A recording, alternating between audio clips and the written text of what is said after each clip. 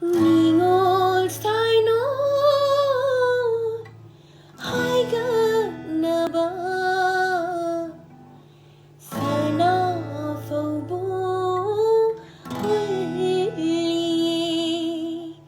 nung lay sa phu ngọc thu na ba uyung tay đi yung li sanaw ng galay bakti nung magpuma na tamlambani nung sinang buirayay dapin kihain liplabani umuloy tayo kung tanang yaw daba hindi na chindi nang nalipinabata